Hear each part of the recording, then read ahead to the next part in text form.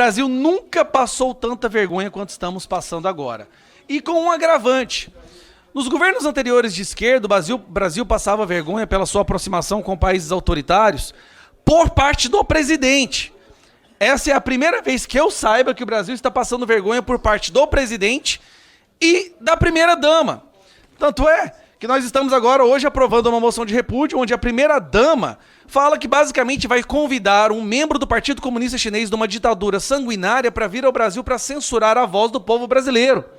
E depois ela faz uma declaração dizendo que não aceita que ninguém a cale. Peraí, ela não aceita que ninguém a cale enquanto ela pede que toda a população do Brasil seja calada por uma ditadura comunista.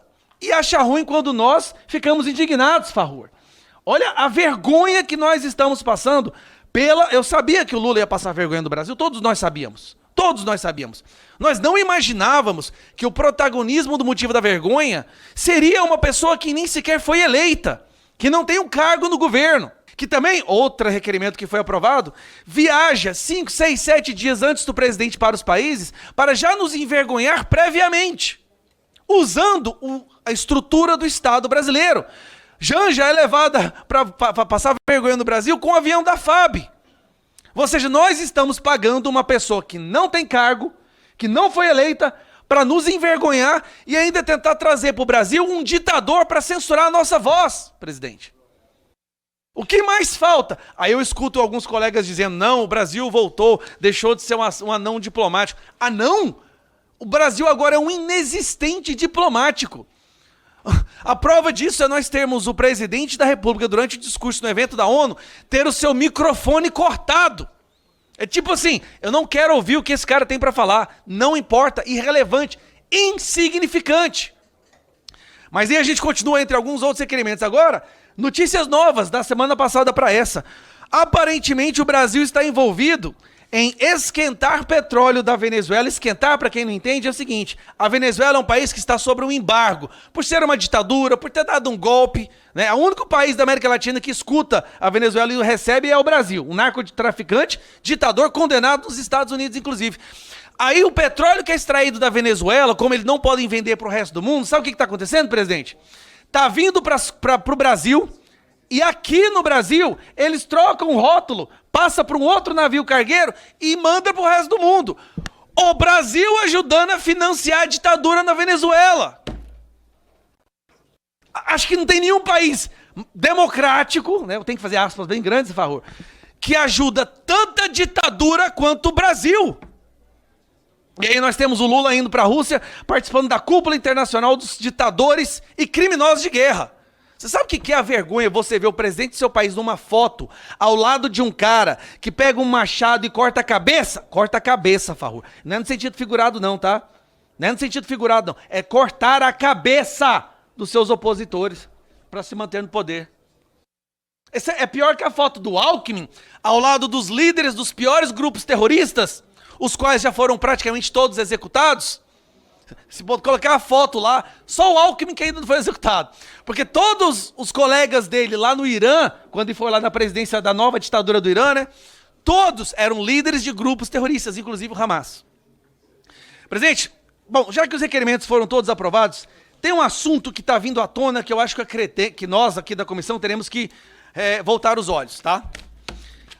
Relatórios do Mossad e de outros governos internacionais mostrando que há uma ligação entre PCC, Comando Vermelho, financiando Hamas, Hezbollah, Houthis e outros grupos terroristas. Olha a vergonha que nós estamos entrando, presidente.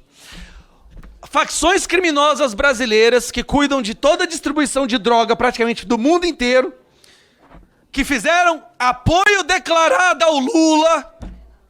Marcola, ligação telefônica interceptada, onde ele fala que prefere Lula ao Bolsonaro. Esses grupos, essas facções, estão financiando Hezbollah, Hamas, Houthis e outros grupos terroristas. Aí a gente pergunta, por quê? O que tem a ver? Aí vamos fazer uma ligação. Recentemente, o enviado dos Estados Unidos veio ao Brasil para informar o Brasil que o PCC e o Comando Vermelho serão considerados como grupos terroristas. Sabe o que o governo brasileiro fez, Farrur? Saiu em defesa do PCC e do Comando Vermelho, pedindo que eles não sejam considerados grupos terroristas. Não pode, não vamos considerar eles grupos terroristas, não. Isso é curioso porque há uma hora atrás um parlamentar do PT estava aqui defendendo terrorista. Um discurso antissemita, muito parecido com aquele que nós ouvíamos na Alemanha nos anos 30. Então agora nós temos governo do PT, Lula, ligado com o Comando Vermelho e PCC, que está financiando Hamas e Hezbollah, Hamas, líder do Hamas, gravando vídeo agradecendo ao Lula, ao apoio do Lula ao Hamas, na guerra a Israel e grupo terrorista. Tem como passar uma vergonha maior que essa? É sério, eu pergunto para quem está aqui. Tem como ser mais envergonhado do que isso? Tem, Farrur. Vai Lula, lá na China, junto com a primeira-dama, e pede para que a China envie um homem de confiança do ditador Xi Jinping para vir aqui. E no mesmo dia ele faz um discurso, presidente, que inclusive foi um requerimento de moção de repúdio que foi aprovado.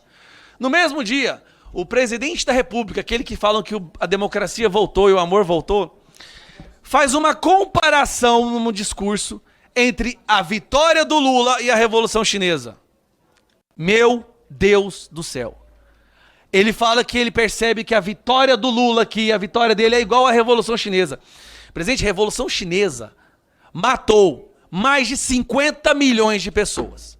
Foi a revolução mais violenta, mais sanguinária, com maior tortura que se tem notícia. 50 milhões de pessoas foram executadas na Grande Fome. E outras milhões executadas com tiro na testa na Revolução Chinesa. Aí vai o presidente da República e fala que há uma comparação, que ele vê uma similaridade entre a chegada dele na presidência e a Revolução Chinesa. Imagine se um presidente da direita falasse que ele vê uma similaridade entre a chegada dele ao poder e a Revolução Nazista. Seria o fim do mundo. Mas para ele pode falar uma boa, porque é pela democracia. Sabe, presidente, o amor voltou. Então, eu acho que eu não vou usar todo o meu tempo, presidente. Requerimentos muito importantes foram aprovados aqui hoje. Nós viremos aqui, eu queria muito escutar do GSI, por que a nossa Força Aérea Brasileira virou Uber de luxo de primeira-dama para envergonhar o Brasil? Por que o ministro de Minas e Energia está fazendo para evitar que o Brasil seja usado para lavar petróleo de uma ditadura? Eu acho que são informações importantes que nós precisamos entender. Tem outros também que eu gostaria de saber do Múcio, do Mauro, como é que é o nome? Eu nem sei, porque ele nunca vem aqui, eu esqueço o nome dele, o ministro das Relações... Mauro Vieira, ele nunca aparece, né? Mauro Vieira depois dá uma entrevista desmentindo o Lula, eu quero entender isso. Lula fala que vai trazer o Partido Comunista para censurar o Brasil, e depois Mauro Vieira dá uma entrevista falando que não, isso nunca foi pedido. Então ele tem que conversar com o Lula. O Lula mentiu. Porque o Lula disse que convidou o homem de confiança do Xi Jinping para vir ao Brasil. Logo na sequência, o Mauro Vieira disse que isso não aconteceu? Ou ele não tá, ou é o Lula que está tomando decisões sem conversar com o Ministério das Relações Exteriores? Bom, presidente, eu fico muito feliz que esses requerimentos tenham sido aprovados. Eu gostaria muito de ver essas autoridades vindo aqui explicar, mas eu entendo se eles não vierem. Eu entendo se no dia eles ficarem doentes, ou se no dia aparecer novamente uma viagem para alguma outra ditadura, numa cúpula de ditadores, porque é indefensável. O que eles estão fazendo com o Brasil diante dos olhos do mundo é simplesmente indefensável. Os maiores grupos de investidores do mundo hoje nem debatem Brasil. Brasil caindo no ranking de democracia, Brasil caindo no ranking de luta contra a corrupção, suspendendo a parceria com o Peru para lutar, para fazer aquela investigação da Lava Jato, e pior que isso, recebendo de lá aquela primeira-dama que também foi condenada. Eu fico perguntando, quando o Lula voltar para a prisão, será que eles vão receber a Janja também? Obrigado, presidente.